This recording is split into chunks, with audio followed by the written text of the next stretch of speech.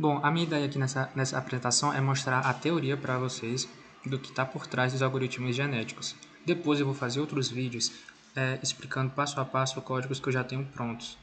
Mas agora, no momento, eu vou primeiro dar um geral sobre toda a teoria, embasar vocês sobre todos os conceitos e parâmetros importantes para depois eu abordar os códigos em si.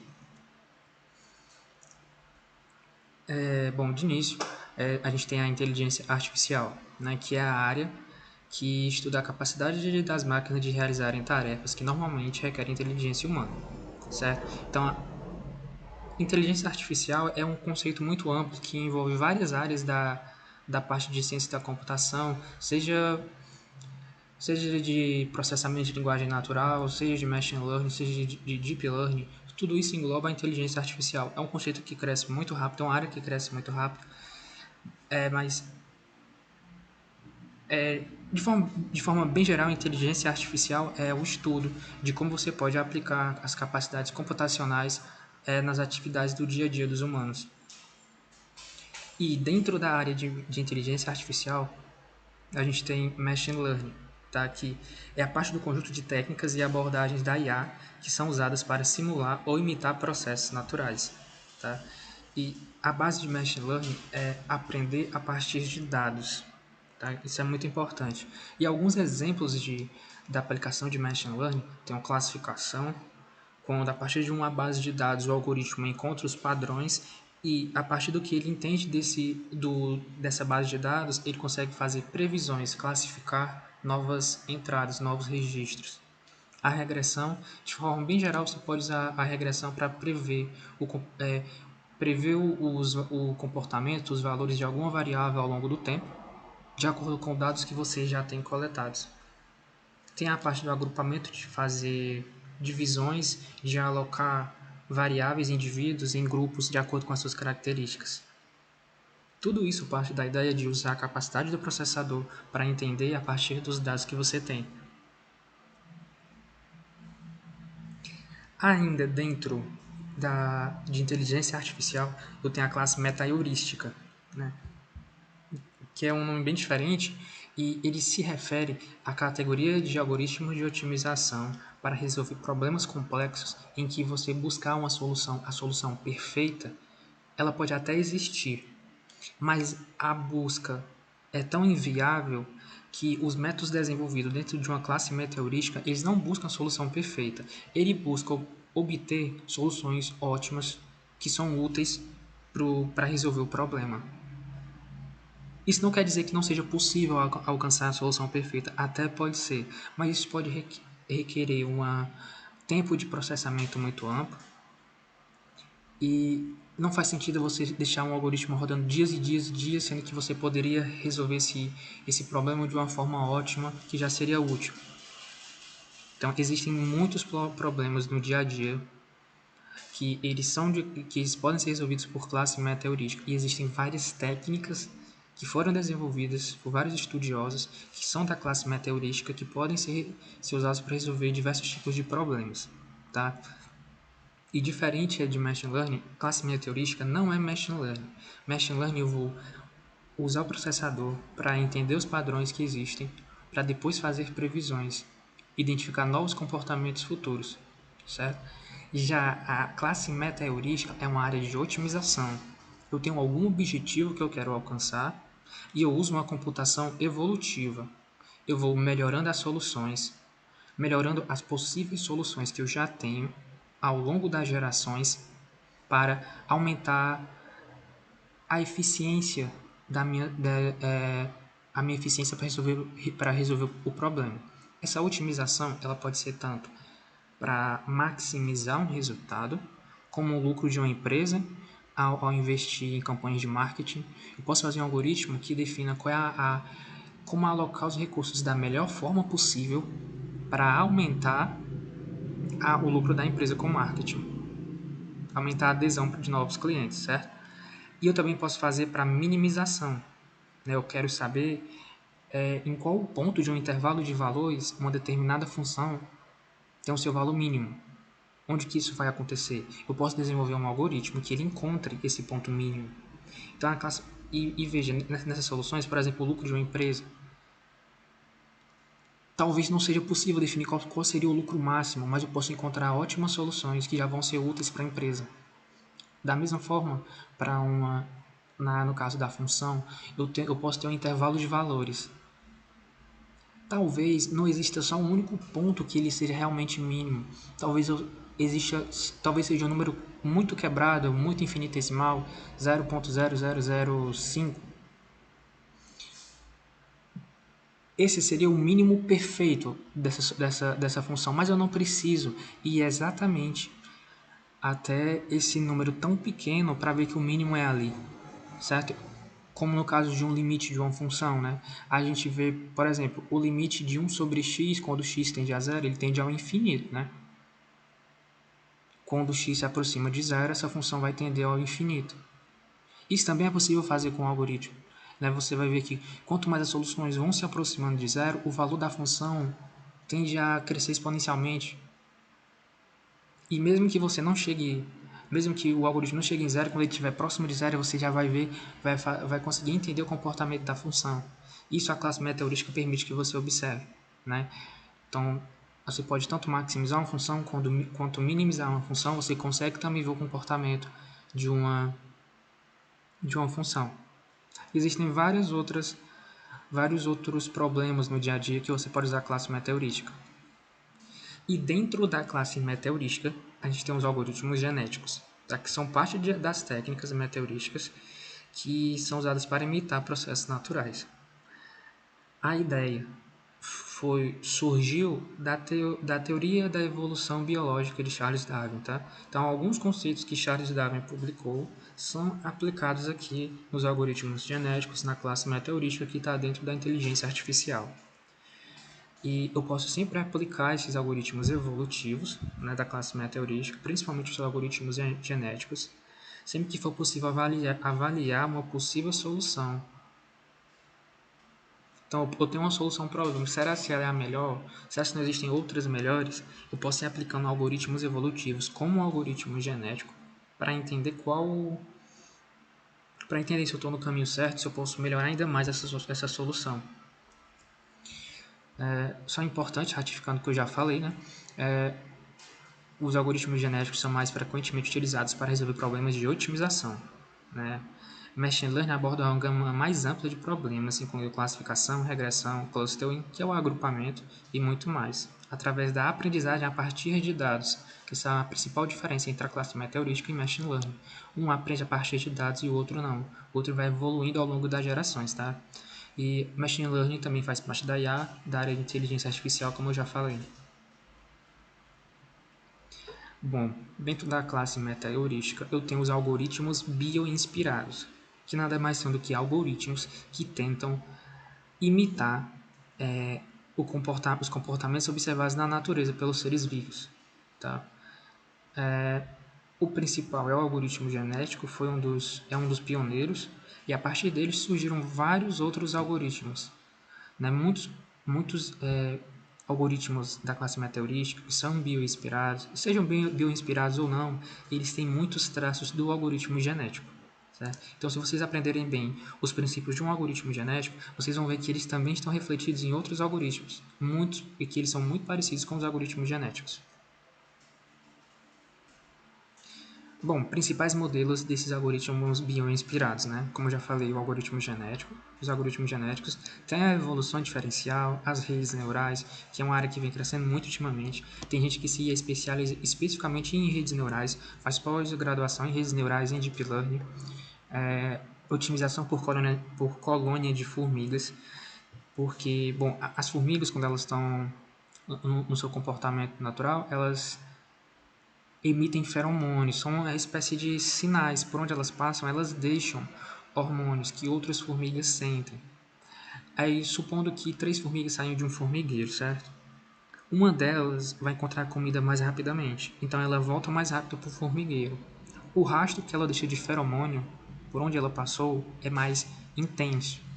Isso atrai mais formigas para esse caminho. E essas formigas atraídas também vão liberar feromônios. Então, quanto mais formigas são atraídas para esse melhor caminho, mais outras formigas também são atraídas. Então eu vou tendo um acúmulo de feromônios que vai atraindo cada vez mais formigas. E esse princípio evolutivo de um melhor caminho e sendo evoluído e sendo mais notado é usado para a colônia de formigas, né? Outra abordagem bem interessante é o algoritmo de enxame de partículas. Nesse caso, um exemplo interessante é o comportamento das aves, que elas vão ter um indivíduo que ele é o centro, ele é o líder, ele é o alfa, e os outros indivíduos seguem o percurso desse líder. Só que pode ter momentos que esse líder muda, de acordo com a mudança de direções, talvez outro indivíduo se torne o melhor colocado no enxame. E agora esse será o novo líder. E aí os indivíduos seguem esse novo líder, considerando o deslocamento dele. Então essa mudança de líder gera uma mudança no comportamento dos subjugados. E aí você consegue percorrer o maior espaço de possíveis soluções para o problema, o que é muito interessante, muito útil também. Outro também é a seleção clonal, que é uma ideia bem parecida com algoritmos genéticos que leva em conta os clones passados de uma geração para outra.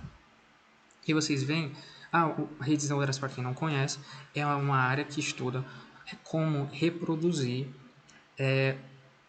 o sistema nervoso humano para transportar sinais, certo?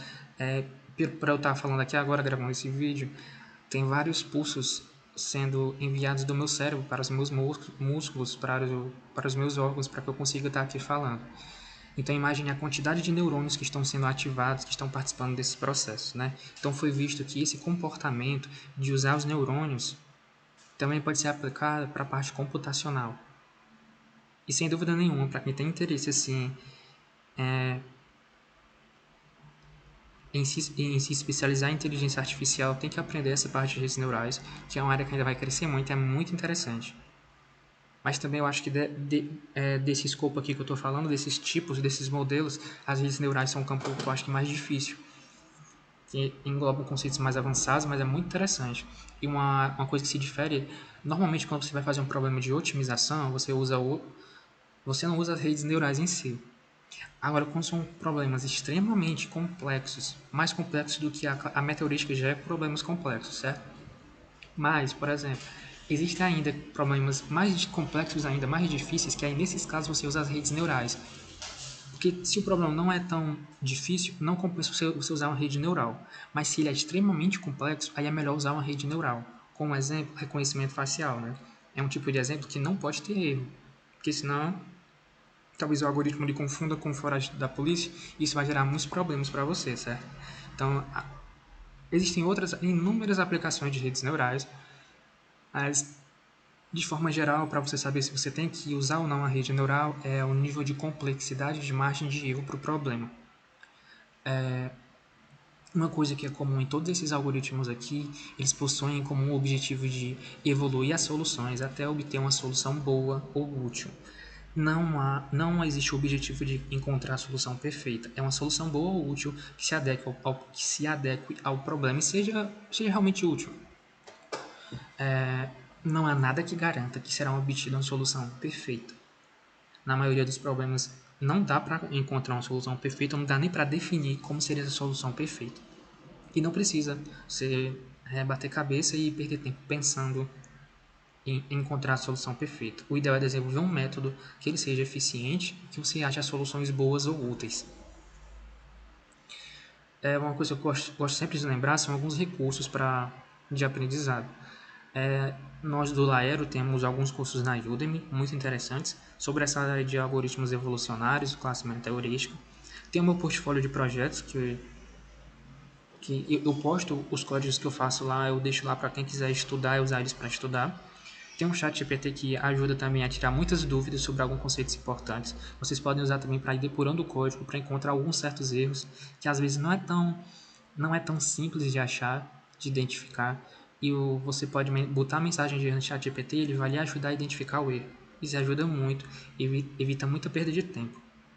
Uma das coisas que o ChatGPT ajudou muito é que agora os programadores não perdem tanto tempo na depuração de código, porque ele consegue nos ajudar a identificar os erros mais rapidamente. Bom.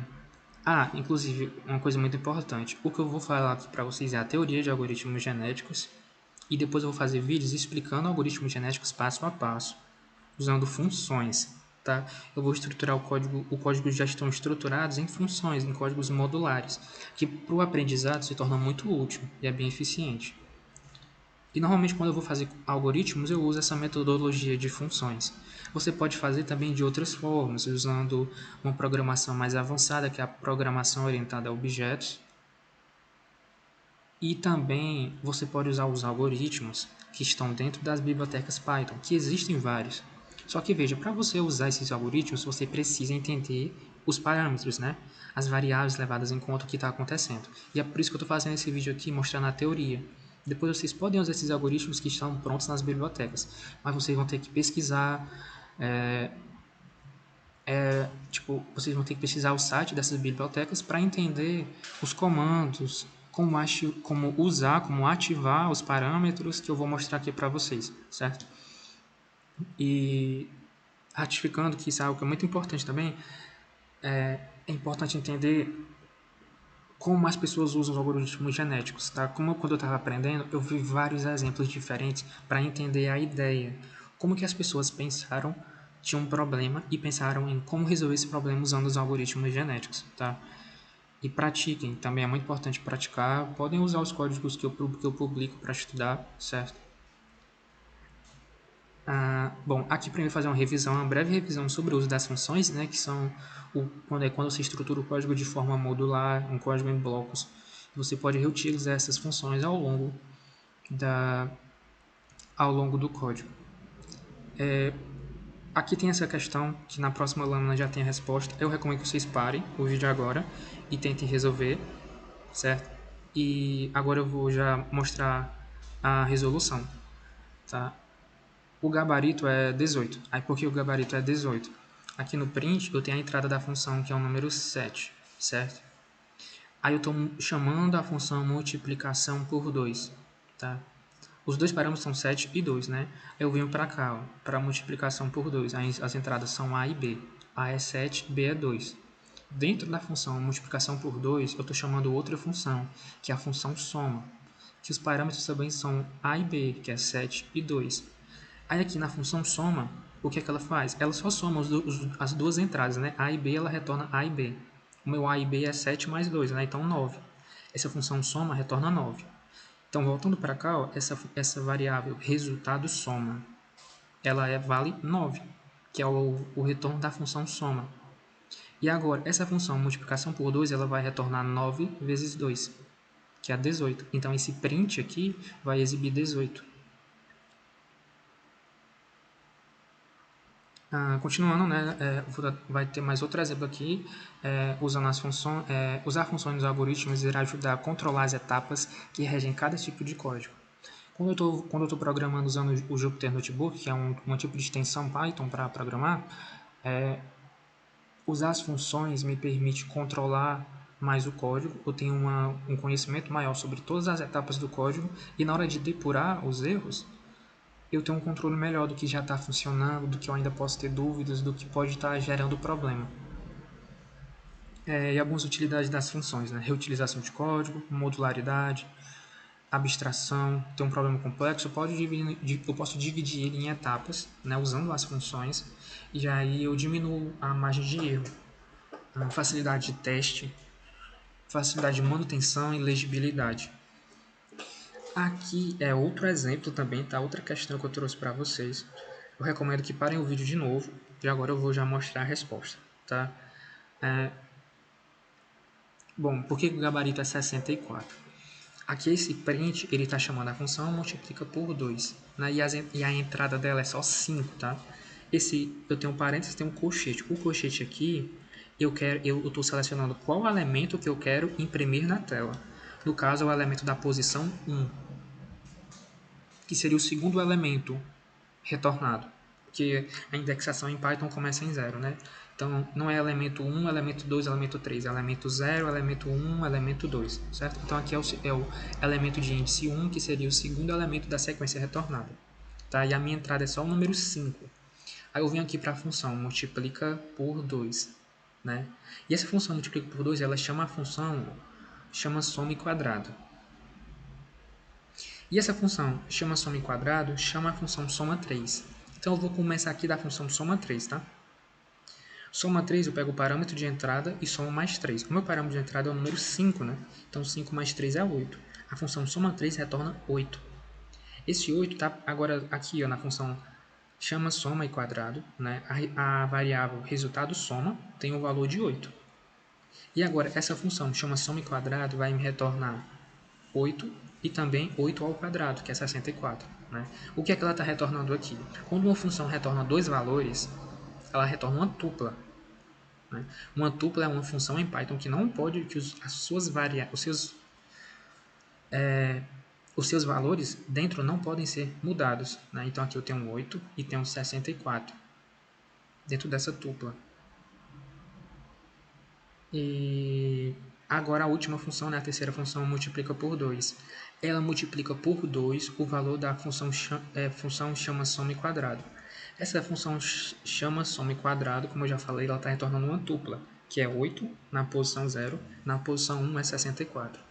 O que está acontecendo quando eu multiplico uma tupla por 2? Né? Eu não estou multiplicando os elementos da tupla por 2. Eu estou duplicando a tupla. Então, antes a tupla só tinha 2 elementos. Agora essa tupla tem 4 elementos. Qual é o elemento na posição 0? É o 8. Na posição 1, 64. Na posição 3, 8 de novo. Na posição 4, 64. Porque quando eu multiplico uma tupla por 2, eu só estou repetindo ela mesma. Ela é duplicada. Então, aqui o elemento na posição 1, que seria o segundo elemento da função, é o número 64. Isso é muito comum, tá? É muito comum quando se está programando com funções ter a geração de tuplas. E aí é preciso entender os princípios de por que existe uma tupla e tomar cuidado para não acabar fazendo multiplicar uma tupla, porque você vai acabar só repetindo ela e não vai alterar os valores dos elementos. Bom, aqui eu tenho o Zen do Python, que é como se fosse a Bíblia do Python, que são conceitos muito importantes que os programadores têm que ter em mente, que ajuda a simplificar todos os problemas. Quando você programa usando esses conceitos do Zen do Python, você vê que a sua margem para geração de erros diminui muito. Você não vê mais a sua programação, o seu código, ele se torna mais eficiente. Né? E os conceitos são... Aqui é só um trecho, tá? Ele é um pouco mais grande, mas bonito é melhor que feio, explícito é melhor que implícito, simples é melhor que complexo, complexo é melhor que complicado. Se a implementação é difícil de explicar, é uma má ideia. Se a implementação é fácil de explicar, pode ser uma boa ideia. Bom, agora falando das aplicações dos algoritmos genéticos, né, eu posso usar para otimização de rotas de veículos, né, na questão de logística, otimização estrutural, maior eficiência com menor custo, otimizar a quantidade de certos alimentos em uma refeição para cumprir uma dieta específica, selecionar a melhor combinação de ativos financeiros para maximizar o retorno e minimizar o risco, maximizar ou minimizar uma função em um determinado intervalo. Uma coisa que é notável em todos esses problemas, né? Se pode avaliar uma possível solução, você pode avaliar se uma possível solução é boa ou não, ou se cumpre alguma restrição ou não, né? Se as restrições do problema também estão sendo seguidas, tá? Isso é importante que ser dito.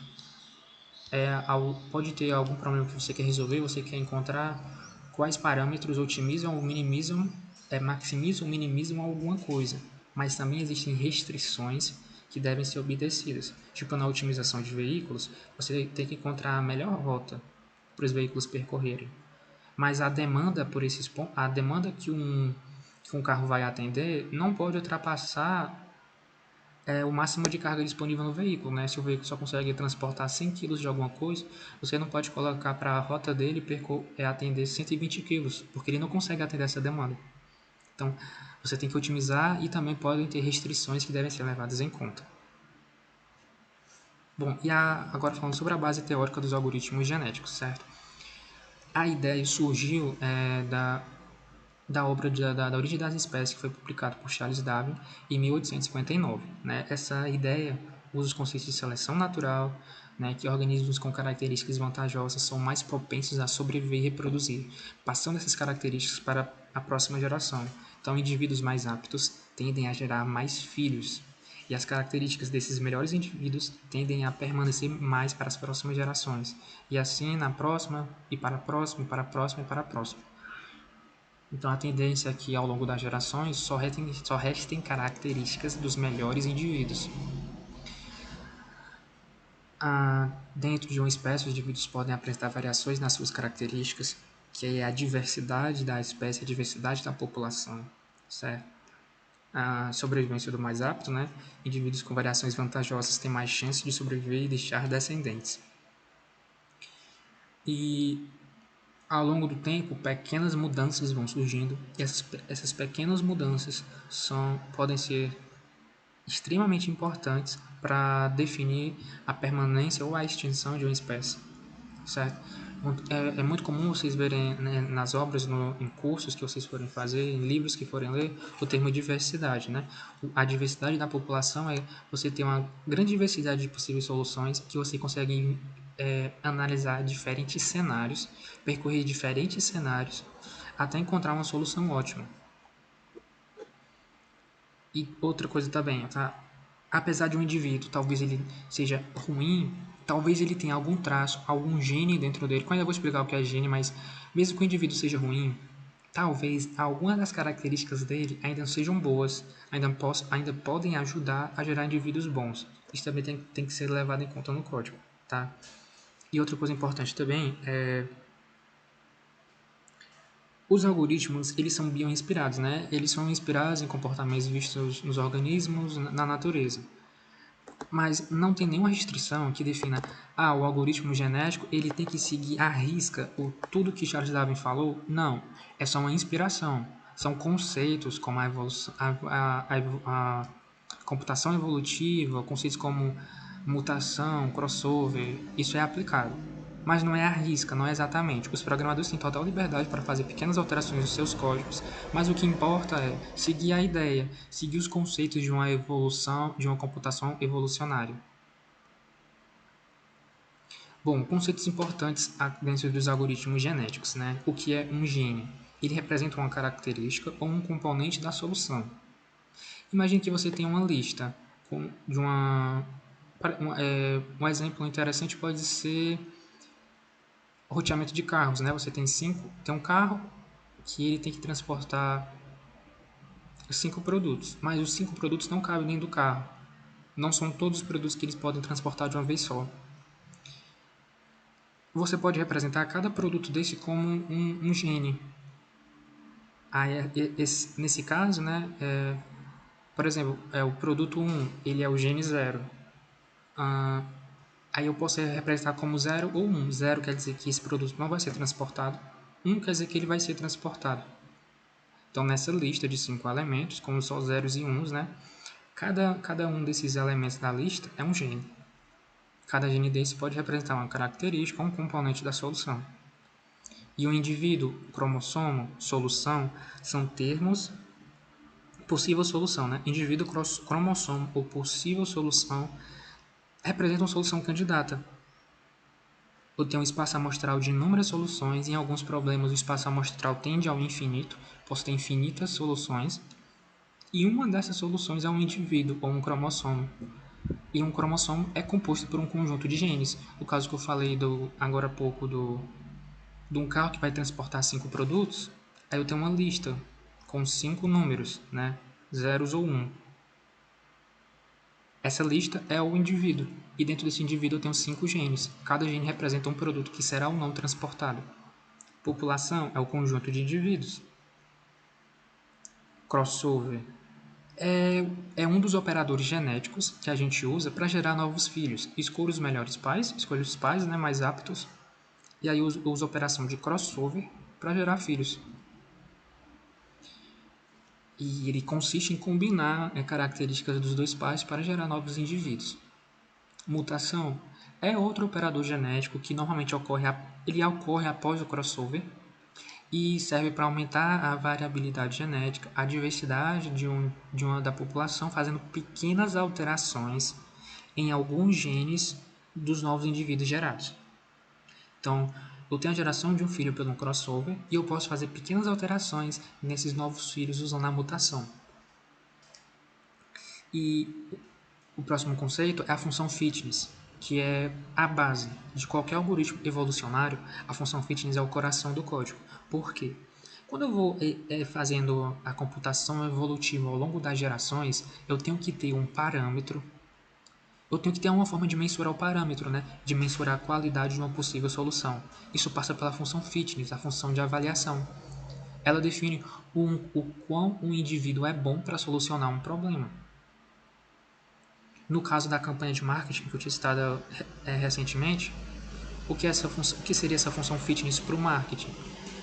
É avaliar cada solução, eu avalio a margem de lucro que essa possível solução vai gerar para a empresa nas campanhas de marketing. E eu vou fazer isso na função fitness. Vai ter alguma forma de eu mensurar esse lucro. E é a função fitness. Ela define o quão bom o indivíduo é para solucionar o problema. E uma função fitness ela muda de acordo com qualquer problema. Cada problema tem a sua particularidade, as suas restrições. Então a função fitness ela muda de acordo com o problema. E o critério de parada de forma bem geral, é como você define que o algoritmo vai parar, ele vai ser encerrado. Porque você vai evoluindo ao longo das gerações, certo? A computação evolucionária ela parte desse princípio, você parte de algumas soluções e vai evoluindo soluções a partir dessas que você já tinha, até encontrar boas soluções. Mas quantas vezes você vai fazer isso, né? Tem um critério de parada, quantidade de gerações. Você define, o usuário pode definir quantas gerações ele quer que ocorram na compilação do código. Bom, aqui nesse fluxograma eu tenho uma explicação do princípio básico que os algoritmos genéticos, que os algoritmos evolucionários tendem a seguir, tá? Só ratificando, cada passagem por esse losango aqui em cima é uma nova geração, tá? Logo no início, na compilação do código, eu tenho a geração de uma população inicial, certo? Vou gerar uma população.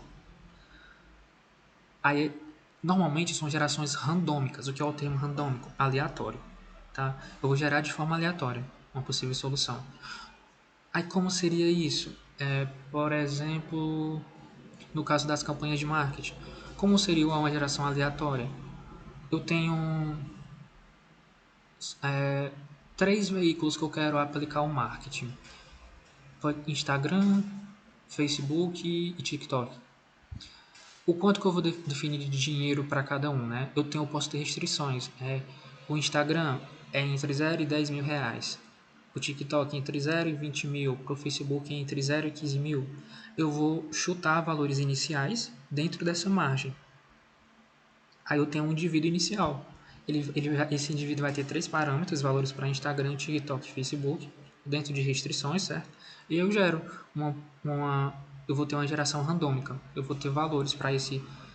Eu vou ter 3 genes, né, dentro desse indivíduo que seguem restrições. E aí eu posso já começar a avaliar o quão bom essa geração é. Essa geração aleatória foi. Aí tem a geração inicial, né? Eu gero uma população randômica. A população inicial ela é randômica. Mas apesar dela ser aleatória, muito provavelmente que ela tenha que seguir restrições, como eu acabei de falar, né? As restrições de alguma restrição do problema que tenha. Então, eu começo com uma geração aleatória. Eu cheguei no critério de parada. O critério de parada seria a quantidade de gerações que eu quero que o código faça. Quantidade de iterações, né? Quantidade de ciclos que ele vai fazer. Como eu estou na população inicial, lógico que eu não cheguei no critério de parada. Vamos definir como 100. Serão 100 gerações. Né? Eu ainda estou aqui na primeira. Não, então eu não cheguei no critério de parada. Eu vou fazer agora, selecionar os pais. Dentro da população que eu tinha, eu seleciono pais. Quais são os melhores indivíduos para gerar mais filhos? Gerar filhos para a próxima geração. Uso a técnica de crossover, uso mutação, né? Esses dois operadores genéticos vão gerar novos filhos, ok? E aí aqui eu tenho a avaliação, aí eu tenho uma nova população, né? Aí eu posso avaliar essa minha nova população. O quão bom esses indivíduos novos são bons. Aí chega um ponto aqui interessante, que é aquela questão da liberdade do programador. Eu tinha uma população inicial.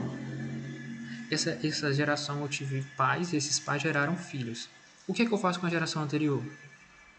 Porque dentro dessa geração eu tinha soluções ok, soluções ruins. E aí eu gerei filhos. O que é que eu faço com a geração anterior? Aqui o programador ele pode matar toda a geração anterior excluir ela, apagar e ficar só com a nova geração, ou você pode até selecionar, você pode passar para a próxima geração alguns indivíduos que você tinha na geração anterior. Supondo que na geração anterior você tinha 10 indivíduos. Aí você pode definir que os 2 melhores da geração anterior você passa para a próxima, para não perder tudo que você tinha. Ou você pode simplesmente só apagar e ficar só com os novos filhos. Aí você avalia essa população, né? Aí define população sobrevivente, que eu acabei de falar. Você vai ou não matar toda a população anterior? É uma escolha sua. Aí você continua no fluxograma e volta para o critério de parada. Eu cheguei no critério de parada, que seriam 100 gerações? Não. Ainda estou bem longe. Então eu vou fazer esse ciclo aqui todo de novo. Seleciono pais. Esses pais vão gerar filhos por crossover e mutação, são os operadores genéticos. Aí você avalia a população e define a população sobrevivente. Aqui você vai ter filhos, né, dessa segunda população. Aí você define quais indivíduos vão sobreviver ou não. E você vê aqui que é um ciclo, certo? Você começa com uma geração randômica e depois você entra nesse ciclo aqui, nessa iteração. Essa iteração que vai durar a quantidade de ciclos que o usuário definir. E ao longo dessa geração, desses operadores genéticos, dessa avaliação da população, a tendência é que se o seu algoritmo estiver bem estruturado, você vai estar gerando indivíduos mais aptos ao longo das gerações. A eficiência das soluções vai aumentando. Por quê? A tendência é você gerar filhos dos melhores indivíduos.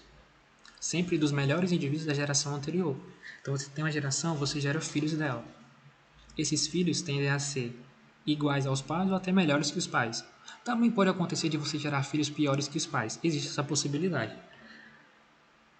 Por isso que em muitos casos você não mata a população anterior toda. Você ainda recupera os melhores indivíduos. Também é uma escolha, né? Aí, bom, continuando, você tem os filhos. Esses filhos, na próxima geração, eles serão pais. Agora, eles serão pais de novos filhos. E esses novos filhos também vai chegar um momento que eles serão pais irão gerar novos filhos. Isso sempre acontecendo ao longo das gerações. Então, a tendência é que com um algoritmo bem estruturado, você seguindo uma boa metodologia, você vai, ao longo das gerações, aumentando a eficiência do seu problema. Tá? Outro ponto interessante.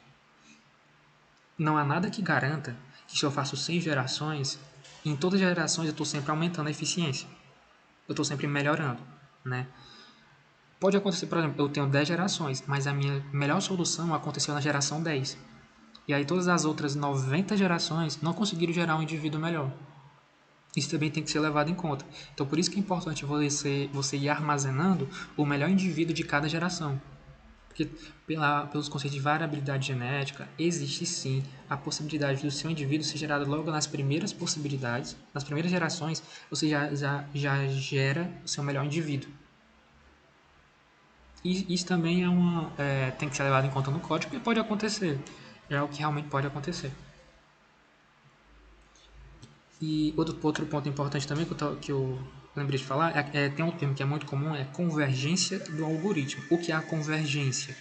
É a capacidade do seu algoritmo de ir evoluindo. Um algoritmo de alta convergência, você vê que ele converge para soluções ótimas muito rápido. Nesse exemplo que eu dei de convergência na 10ª geração, o algoritmo conseguiu evoluir tanto que com 10 gerações ele aí já encontrou uma solução muito boa. Então aqui ele tem uma alta convergência. Dependendo da aplicação, é bom ou não ter uma alta convergência? Em geral, ter uma convergência alta é boa, porque aí você já gera... É bom, né? Você já tem uma convergência rápida. Porque com uma convergência rápida, você já obtém logo um bom indivíduo e pode gerar novos filhos já desse indivíduo muito bom. E aí você tem chances de gerar indivíduos melhores ainda. Então, em geral, você tem uma convergência boa, alta, é muito bom. E é bom também, tipo, depois que você compila um código, você exibir essa evolução. Talvez gerar um gráfico, né, dos melhores indivíduos ao longo das gerações para você ver o comportamento, a evolução ao longo das gerações, como é que o código está se comportando. Aqui eu tenho um exemplo, tá, Aqui é uma situação, um problema, tá? De uma empresa que ela quer reduzir o transporte de alguns produtos para uma cidade vizinha. Apenas um caminhão com capacidade de 2 metros cúbicos.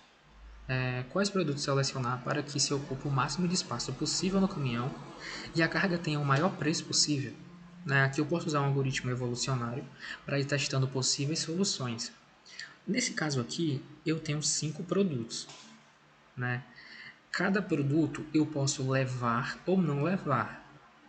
Né? Cada produto tem duas possibilidades, né?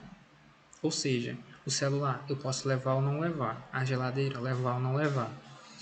Com isso, eu tenho um espaço amostral de 32 soluções problema, né? 2 elevado à quinta. Que é um problema, aqui é um problema bem simples, né? Mas imagine a Casas Bahia, que ela tem uma infinidade de produtos. Sei lá, a Casas Bahia quer transportar, levar uma carga daqui de Fortaleza para alguma cidade do interior. E ela tem milhares de produtos no seu armazém. Quais produtos ela tem que levar para ocupar o maior espaço possível no caminhão e ainda que essa carga tenha o maior valor agregado? Sei lá, talvez ela tenha, vamos chutar 2.000 produtos. Cada produto pode levar ou não levar. O espaço amostral de possíveis soluções para essa situação problema é de 2 elevado a 2.000. É um número infinitamente grande, que tende ao infinito, é um número extremamente grande. Se eu fizer mesmo que eu tenha um bom computador, talvez ele demore horas para achar uma solução ideal. Mas com a metodologia do algoritmo genético, mesmo que eu tenha 1 bilhão de possíveis soluções, eu não preciso avaliar 1 bilhão de possíveis soluções. Eu posso avaliar 100 a cada geração. Eu faço 100 gerações. Cada geração tem 100 indivíduos. E eu posso avaliar esses indivíduos. Então, no final das contas, eu vou avaliar um número muito menor que 1 bilhão. E se eu sigo uma metodologia eficiente, que está bem estruturada, a tendência é que eu consiga achar soluções boas, soluções ideais, que ocupem o máximo espaço possível do caminhão, com um pequeno valor agregado, com o máximo de valor agregado. É possível fazer isso. E aí é que está a eficiência, o porquê que existe esse problema, a classe meteorística, para economizar tempo, economizar recursos. Aqui é um exemplo, né, que eu falei ali, são 5 produtos, né, e eu tenho um espaço amostral com 32 possíveis soluções, 32 possíveis cromossomos. Cada indivíduo aqui, ó, indivíduo 1, indivíduo 2, indivíduo 3, indivíduo 4, cada um deles é uma lista. Cada lista dela tem 5 genes. Cada gene desse significa um produto que eu escolho levar ou não levar. Como eu já citei antes, né, em problemas mais complexos que envolvam POB, que é as classes que são a programação orientada a objetos, que é um ramo da programação que é mais avançado, né, o cromossomo pode ser par de um indivíduo. Aqui, nessa abordagem que eu estou falando para vocês, indivíduo e cromossomo é a mesma coisa. Para quem programa em POB, já é um pouquinho diferente. Mas nada que interfira no que eu estou falando aqui para vocês. Os algoritmos genéticos buscam obter soluções boas, né, que dependendo do problema, o algoritmo pode obter a solução perfeita, mas isso não é regra. Tá? Pode ter problemas que você até acha a solução perfeita, mas o objetivo da classe meteorística não é isso. Obter a solução perfeita pode ser uma consequência, mas não é o objetivo. Se o problema for complexo, ao rodar o algoritmo 10 vezes, os resultados obtidos serão diferentes, mas em uma escala próxima. Né? Nesse caso aqui do veículo que vai transportar, a capacidade máxima do veículo é 2 metros cúbicos. Pode acontecer de soluções que eu rode de 1,97 metro cúbico, 1,9, 1,95, 1,98. São soluções próximas, não iguais, mas próximas, estão dentro de uma margem.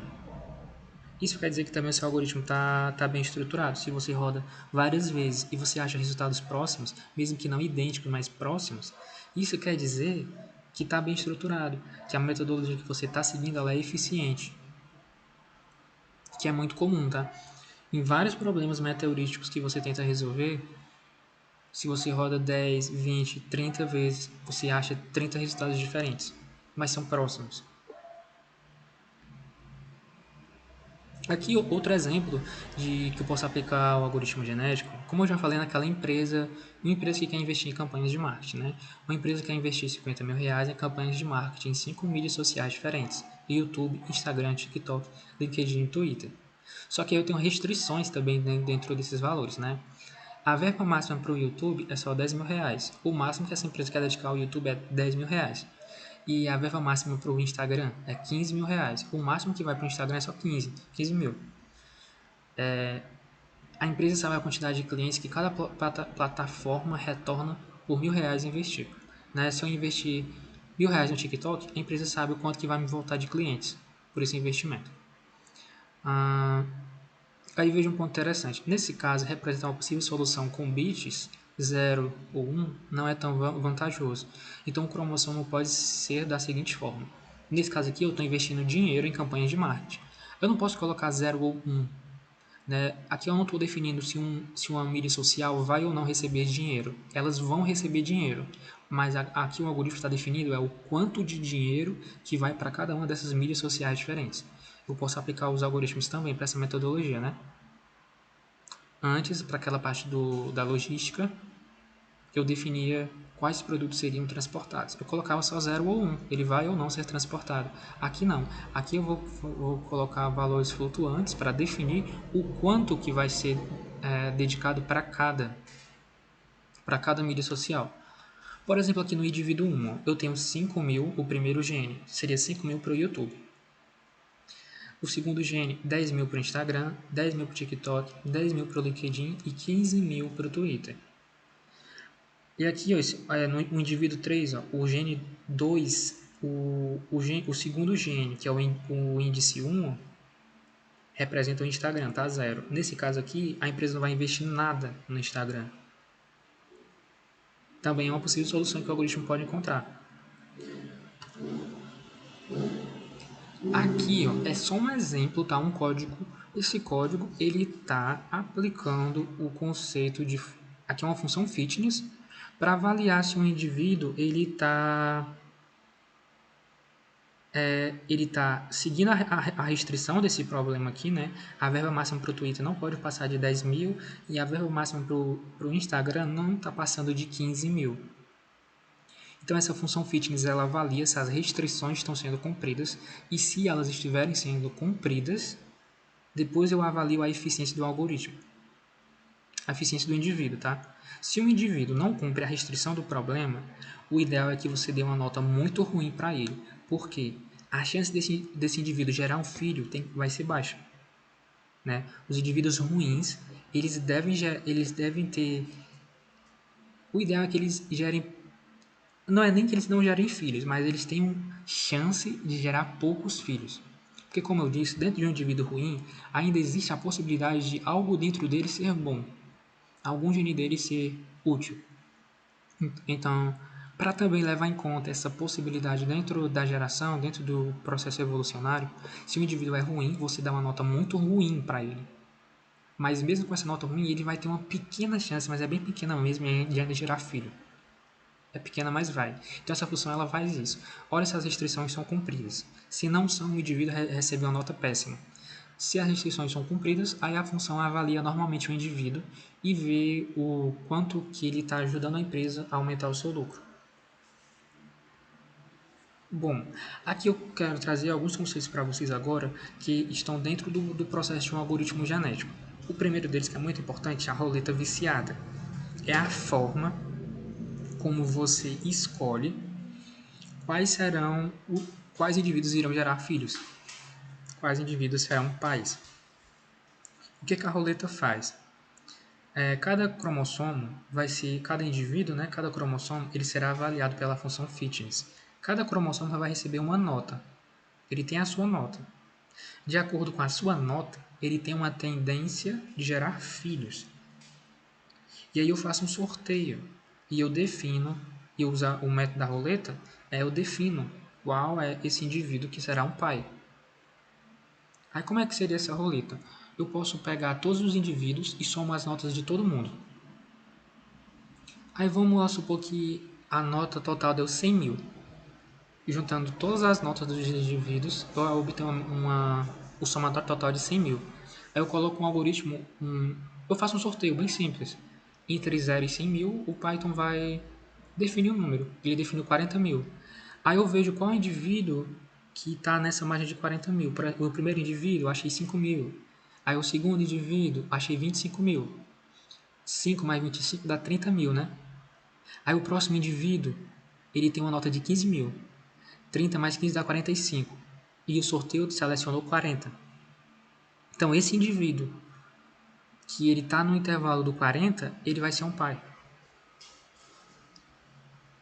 Aí veja, por que isso aqui é importante?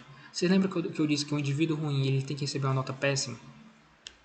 Se um indivíduo receber uma nota 0,1, a chance desse sorteio atingir esse indivíduo ruim é muito baixa. Pode acontecer, mas a chance é muito baixa dele ser selecionado e gerar um filho. Então esse é o método da roleta, né? Você soma todas as notas e faz um sorteio. E aí você vê qual indivíduo que entra dentro da margem do sorteio. Esse indivíduo tem a tendência, ele é selecionado como pai e ele vai gerar filhos. E aí, normalmente é o seguinte, toda vez que eu vou gerar um novo indivíduo, eu faço esse sorteio, tá? Não é só não são só dois indivíduos que geram filhos, não. Tá? Cada geração, aí tem a próxima geração, a geração seguinte, eu vou gerar a geração seguinte. Toda vez que eu vou gerar um novo indivíduo, eu faço esse sorteio e seleciono dois pais. Sempre assim. Que aí eu consigo percorrer um espaço maior de diversidade, vou gerar filhos com a maior diversidade e eu vou percorrer mais o espaço amostral de possíveis soluções. Então, esse método da roleta, ele é muito utilizado. Que vocês forem ver na documentação dos algoritmos genéticos, é muito comum esse termo roleta viciada. Mas também existe outro método, que é o elitismo, que é uma opção roleta viciada, que nesse caso aqui, eu vou selecionar os pais, não fazendo um sorteio, eu só vou elencar. Pego os indivíduos que eu já tenho, olho quais têm as melhores notas, e esses com as melhores notas serão os que vão gerar filhos. Tipo, eu tenho... Vou imaginar uma população com 100 indivíduos. Eu defino que os 10 melhores indivíduos dessa população serão quem irão gerar filhos.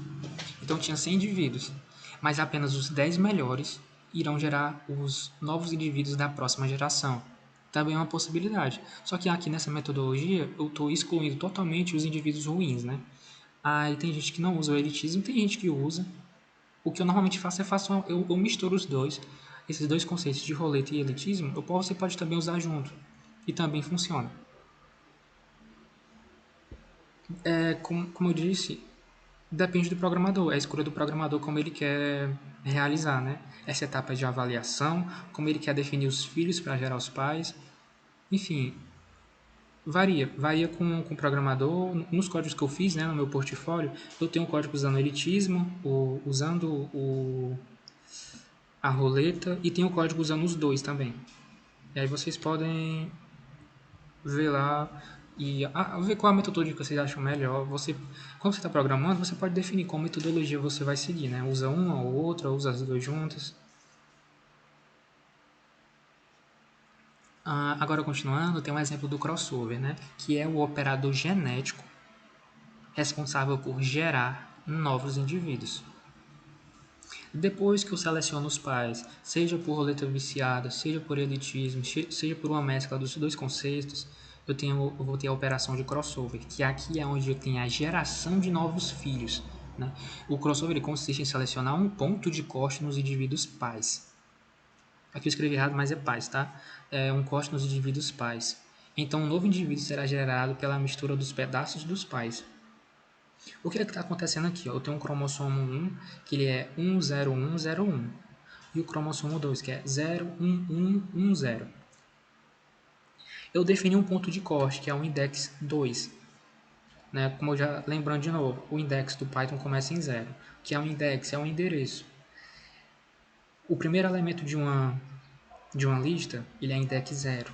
O segundo elemento, index 1. O terceiro elemento, index 2. Então aqui quando eu falo index 2, eu vou fazer um corte no terceiro elemento. Então eu corto os pais no terceiro elemento e eu gero filhos pela mescla desses pedaços. Aí vocês vejam aqui o filho 1, que foi gerado pela operação de crossover. Ó.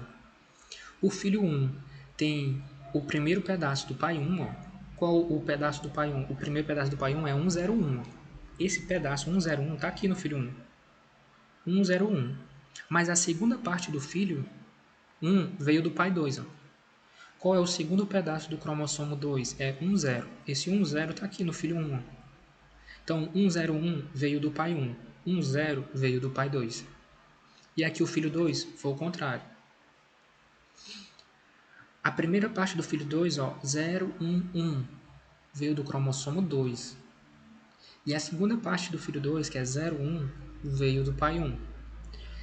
Essa operação, esse crossover, né, ele permite eu percorrer um espaço maior de possíveis soluções que o algoritmo vai conseguir analisar toda a diversidade genética das possíveis soluções. Eu percorro um espaço maior, eu consigo avaliar inúmeras situações de problema e eu consigo fazer com que o algoritmo evolua, ele tenha uma convergência melhor. Porque, veja, se esses indivíduos foram selecionados como pais, eles têm algo de bom neles. E eu tento misturar esses dois indivíduos para melhorar ainda mais, para que as soluções sejam melhores ainda que os próprios pais. Nem sempre isso pode acontecer. Talvez esses filhos aqui, se eu for avaliar, talvez eles não sejam melhores que os pais deles, mas talvez eles sejam. É uma possibilidade. Quando você está trabalhando com computação evolutiva, a gente fala muito de possibilidades, porque você aplica metodologias para tentar melhorar ainda mais as soluções, mas existe sim a chance, a possibilidade de que os filhos nasçam piores que os pais. Ou pode acontecer que você encontre rapidamente um filho que seja muito bom e daí depois todas as gerações que vierem não consigam superar o rendimento desse filho. É uma possibilidade. Por isso que também eu disse para vocês que não é muito bom quando você tem uma geração e você gera os filhos vindos dessa geração, você mata essa geração de pais toda. Não é muito bom você eliminar todos esses indivíduos. Talvez você passar para a próxima geração os melhores indivíduos que você já encontrou seja bom. Pelo menos em todos os casos que eu já apliquei isso, funcionou muito bem. Eu não elimino toda a população, eu elimino parte dela e os melhores que eu já tinha, eu continuo, eu mantenho eles. Agora eu estou falando aqui da mutação, né? Que é outro operador genético que tem o objetivo de aumentar ainda mais a diversidade para eu percorrer um espaço maior de possíveis soluções e tentar encontrar da melhor forma possível soluções úteis, soluções boas para o meu problema. É um outro operador genético que ocorre após o crossover. Dependendo da metodologia, você pode fazer uma mescla, fazer algum tipo de operador que junte crossover e mutação. Também é possível. Tem um tipo de algoritmo genético que eu falei aqui no slide, que é o da evolução diferencial. Ele não tem crossover e mutação, ele usa hipermutação. Então, o conceito, ele junta crossover e mutação em um operador só. Também é possível. Mas veja, apesar dessa diferença, o conceito em si de computação evolucionária não está sendo perdido. Você está sempre avaliando soluções a partir do que você já tinha e está tentando melhorar ainda mais tudo que você já conseguiu. A ideia não é perdida. O programador tem liberdade para fazer alterações, mas sempre mantendo o princípio, para que esse princípio não seja perdido, tá? Normalmente a mutação é uma taxa probabilística de probabilidade, certo? Se aí você faz um sorteio. Se o valor sorteado é menor que a taxa, então vai acontecer alguma coisa, você faz uma mudança em um gene. Se não, se o sorteio for maior, aí você não faz essa mudança.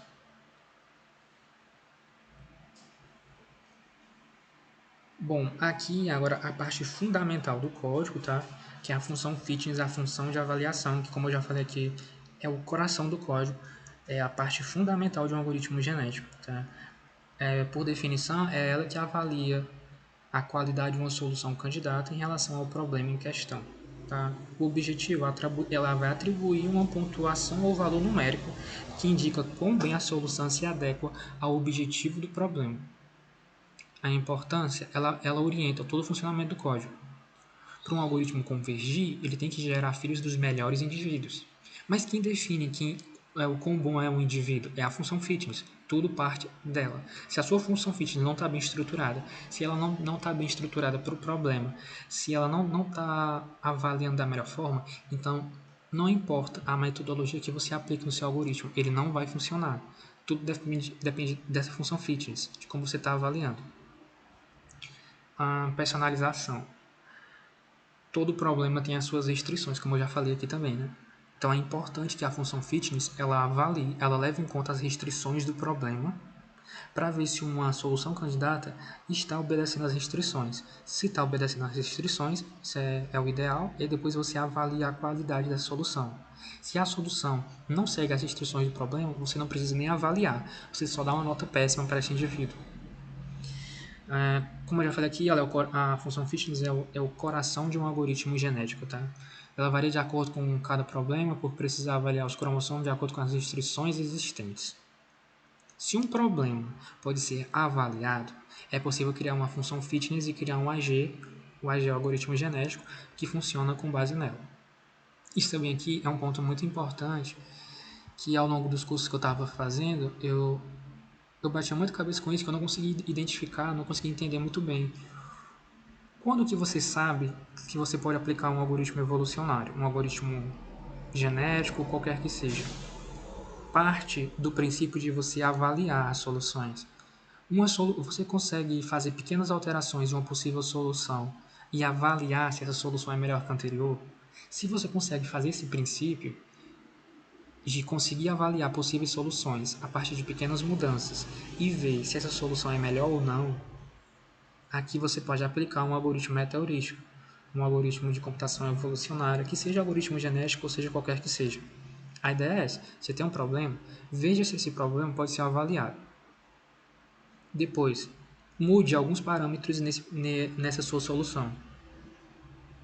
Se eu conseguir mudar esses parâmetros, e aí eu consigo avaliar novamente e vejo se melhorou ou não, então aqui nesse problema você pode aplicar uma computação evolucionária. Pode ser que no início surja uma dificuldade em identificar esses problemas, né? Mas isso aí é algo com o tempo, que quando você vai estudando, você vai vendo vários problemas diferentes, você consegue entender como as pessoas interpretam os problemas e usam os algoritmos genéticos, algoritmos evolucionários para resolver esses problemas. Bom, aqui o critério de parada, né? Como eu já falei aqui novamente, o critério de parada ele define quantas vezes o algoritmo vai realizar o seu ciclo, a sua iteração, para ir tentando evoluir as possíveis soluções, né? Normalmente o critério de parada é a quantidade de gerações que o algoritmo vai produzir. A quantidade, normalmente o ideal é quando você faz um algoritmo, você tem liberdade para testar várias combinações diferentes. Eu vou mostrar nos vídeos depois, comentando os códigos, que vocês vão verem que eu posso, é o ideal quando eu faço um código, principalmente em funções, que ele seja estruturado e modulado. Aí com isso eu consigo testar várias situações de problema. Posso testar um algoritmo só com 100 gerações, depois com 200, com 300. Eu posso também mudar a quantidade de indivíduos em cada geração, mudar o valor da taxa de mutação. Todos esses parâmetros, quando você faz um código que o usuário pode mudar esses parâmetros, é o ideal. Por quê? Porque você vai conseguir percorrer um espaço maior de possíveis soluções. Você pode testar inúmeras situações de problema. E esse é o ideal. Né? Que depois que você tem um código estruturado, você vai brincar com o seu código, você vai manipular ele, manipular as variáveis de entrada para analisar como o seu algoritmo se comporta com diferentes situações, com diferentes parâmetros de entrada.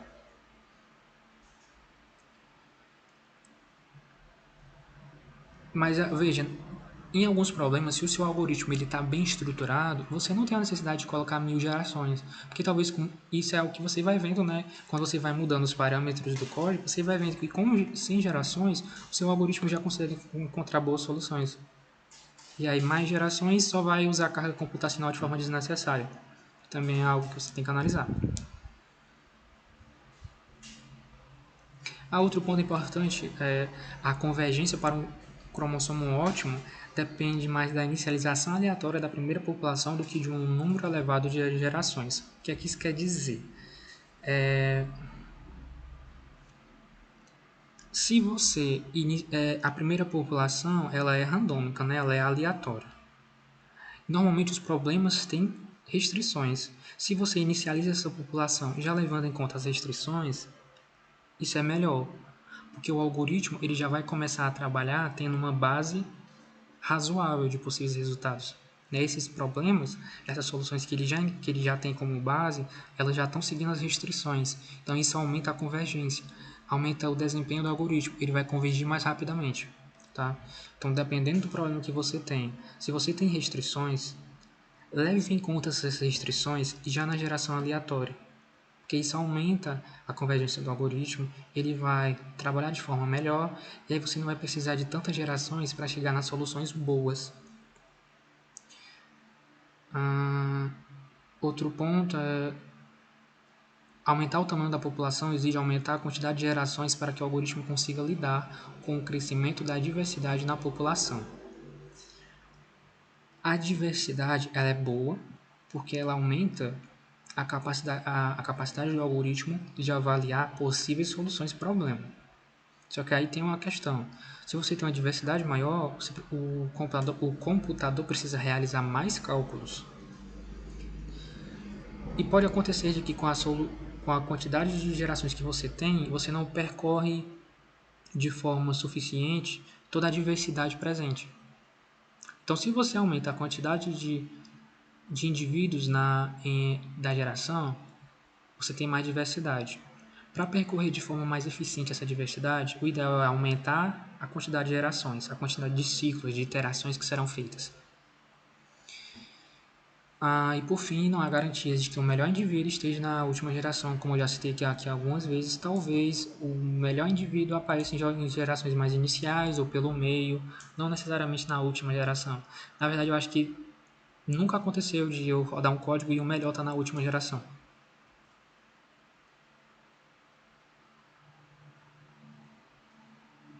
Aqui algumas funções, né, que devem existir no seu código. Essas funções aqui existem nos vídeos. Quando eu fizer os vídeos comentando códigos prontos, vocês vão ver que eu tenho essas funções implementadas nesses códigos. Né? Eu tenho uma função para criar um indivíduo, ela gera só um indivíduo. Depois a cria população, ela gera toda a população. A cria população gera vários indivíduos. Então essa função cria população, ela chama a função cria cromossomo várias vezes. Tem a função fitness que todo algoritmo tem que ter. Função seleciona pai, roleta viciada, o editismo, os dois. Vou ter o crossover, a mutação. Pode ter uma mescla, né, dos dois, crossover e mutação. Tem o melhor da geração, que é isso. A cada geração eu vejo qual foi o melhor indivíduo que eu obtive. Isso também pode ser útil, né? Tem também a função AG. O que é a função AG? Ela é o algoritmo em si. Ele é construído chamando todas as funções que eu criei, elas vão trabalhar juntas em uma função só para fazer o processo de iteração. Pode assim de cara parecer meio complexo essa função AG, mas quando eu for comentar os vídeos, eu vou comentar cada função separadamente e depois vocês vão ver como é que elas funcionam juntas. E podem existir mais funções de acordo com o projeto e o programador, tá? Como eu disse, o programador tem total liberdade para testar vários parâmetros e também testar várias funções dentro do seu código. O importante é que ele não fuja da ideia da computação evolucionária. Bom, obrigado e lembrando novamente, não deixem de praticar e assistam os outros vídeos que eu vou postar comentando os códigos também, tá? E estou disponível para tirar dúvidas também.